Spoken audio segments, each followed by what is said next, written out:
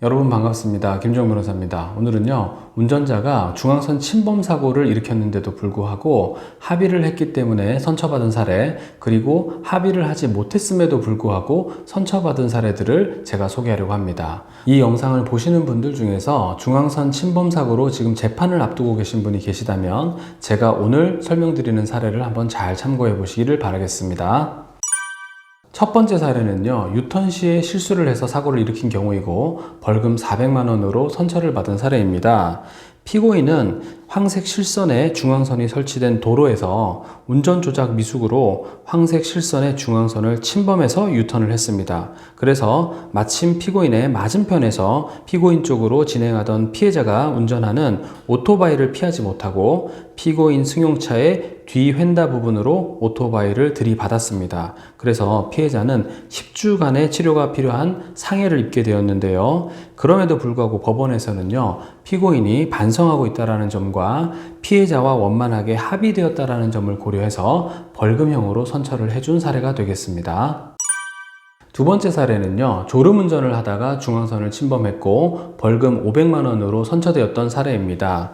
이 사건 사고가 발생한 곳은 황색 실선에 중앙선이 설치된 곳이었습니다. 이럴 때 운전 업무에 종사하는 사람은 전방을 주시할 의무가 있습니다. 그리고 제동 및 조향 장치를 정확하게 조작하여야 합니다. 그럼에도 불구하고 안전하게 운전하지 않아서 사고를 방지하지 못하고 졸음운전을 하고 중앙선을 침범해서 결국은 중앙선 맞은편 1차로를 따라 진행하여 오던 피해자 운전의 아반떼 승용차 앞부분을 피고인 운전의 승용차 앞부분으로 그대로 들이받게 되었습니다. 그래서 피해자에게 약 8주간의 치료가 필요한 우측 대퇴 사두건 파열 등의 상해를 입게 한 경우였습니다.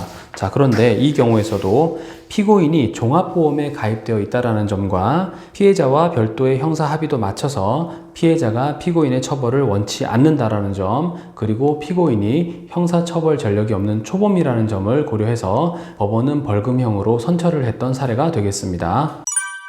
세 번째 사례는요, 피고인이 술을 마시고 운전을 하다가 중앙선을 침범한 사례입니다. 그럼에도 불구하고 선처가 되었고요. 심지어 피고인은 뭐라고 주장했느냐? 중앙선이 지워져서 잘 보이지 않았다라고 하면서 본인은 중앙선 침범을 한 것으로 볼 수 없다라는 주장까지도 했거든요. 그럼에도 불구하고 선처가 되었단 말입니다. 피고인의 변호인이 이렇게 얘기를 했습니다. 이 사건 사고가 발생한 도로에 중앙선이 지워져서 식별이 불가능한 상태였기 때문에 중앙선을 침범한 경우에 해당하지 않는다라고 주장을 했어요. 그런데 여기에 대해서 법원은요, 우리나라 대법원의 판례를 하나 언급합니다.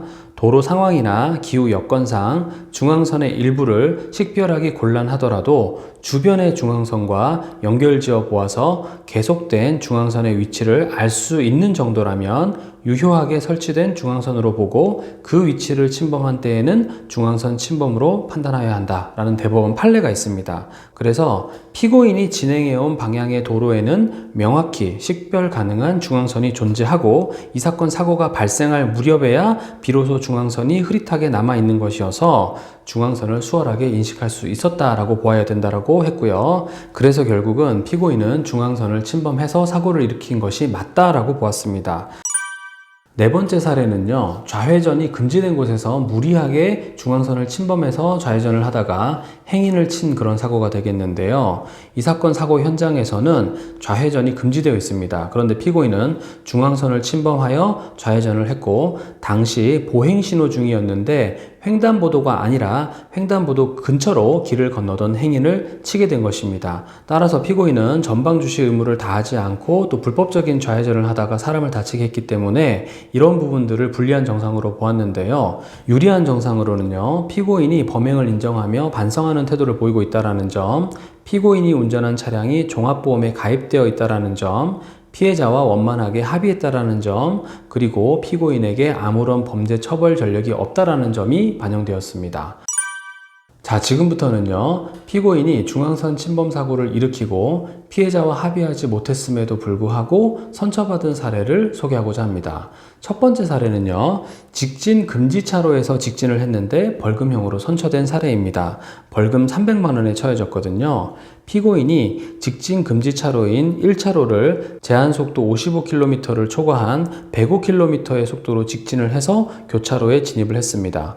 교차로에 진입한 후에 같은 방향 2차로에서 진행하던 GV70 차량이 1차로로 진로 변경을 시도하려고 하자 피고인이 이를 피하기 위해 중앙선을 침범한 채 운전한 과실로 맞은편에서 오던 피해자 운전의 그랜저 차량과 정면으로 충돌을 하게 된 것입니다. 이로 인해서 피해자와 피해 차량 동승자가 각 2주간의 치료를 요하는 경추의 염자, 긴장 등의 상해를 입게 된 것입니다. 자, 그런데 이 경우에 있어서도 피고인이 이 사건 범행을 뉘우치며 반성하는 점, 피고인이 운전한 차량이 공제조합에 가입되어 있는 점 등을 고려해서 피고인을 선처해준 사건이 되겠습니다. 피해자와 합의가 되지 않았음에도 불구하고 선처를 받은 두 번째 사례를 소개하겠습니다. 이 사례는요, 앞차와 충돌을 피하려고 핸들을 급히 꺾으면서 차량이 전도되어서 중앙선을 넘어서 사고를 일으킨 경우입니다. 이때 금고 6월에 집행유예 1년이 선고되었거든요. 이 사건의 경우 피고인이 의도적으로 중앙선을 침범한 것은 아니나 선행하던 차량이 급정거한 상황이 아니었음에도 안전거리를 충분히 확보하지 아니한 피고인의 과실로 피고인이 급하게 조향장치와 제동장치를 작동해야 하는 상황을 스스로 야기하였고 그로 인해서 차량이 전도되어 중앙선을 침범하는 결과가 발생했다라고 보았습니다. 그래서 피해자가 입은 상해의 정도가 중하고 피해자와 합의하지 못하였다라는 점은 불리한 정상이긴 하지만 결과적으로 중앙선을 침범하여 사고를 일으켰으나 이는 전방 차량과의 추돌 사고를 피하는 과정에서 벌어진 것으로 난폭운전이나 고의적인 중앙선 침범은 아닌 점, 그리고 피고인이 공제조합에 가입되어 있어서 어느 정도의 피해 회복이 이루어질 수 있는 것으로 보이는 점 등을 참작해서 실형을 면하고 금고형의 집행유예를 받을 수 있었던 사례가 되겠습니다. 마지막 사례입니다. 이 사례는 편도 1차로의 도로가에 주차 공간이 있었습니다. 이 주차 공간에 차량을 넣기 위해서 앞뒤로 운전을 하다가 이 차량의 뒷부분이 중앙선을 침범했고 금고 6개월에 집행유예 2년이 선고되었는데요. 피고인은 그랜드 카니발 승합차를 운전하는 업무에 종사하는 사람입니다. 피고인은 충북 영동군 비앞 편도 1차로의 도로를 위 승합차를 운전하여 중앙 로터리 쪽에서 영동역 쪽으로 진행을 했습니다. 그곳은 황색 실선에 중앙선이 설치된 도로였습니다. 따라서 피고인에게는 중앙선을 침범하지 아니하여야 할 업무상의 주 의무가 있는데도 불구하고 피고인은 반대 차로의 도로변 주차구역에 주차하기 위해서 중앙선을 넘어서 유턴을 시도했고 회전 반경이 나오지 않자 다시 중앙선을 침범해서 후진을 한 과실로 중앙 로터리 쪽에서 영동역 쪽으로 진행하던 피해자가 운전하던 원동기 장치 자전거의 진로를 가로막아서 크게 다치게 한 사고입니다. 피해자가 입은 상해의 정도가 무겁고 피해자와 합의에도 이르지 못하고 피고인이 운전한 자동차는 자동차 종합보험에도 가입되어 있지 않았습니다. 그럼에도 불구하고 피고인은 범행을 인정하며 반성하고 있고 피고인의 건강 상태가 좋지 않고 경제적 사정도 좋지 않다. 그리고 무엇보다도 피고인은 처벌받은 전력이 없다라는 점, 이 점을 고려해서 피고인에게 선처를 해주었던 사례가 되겠습니다. 자, 오늘은 제가 중앙선 침범 사고를 일으키고도 선처받은 사례들을 소개를 했습니다.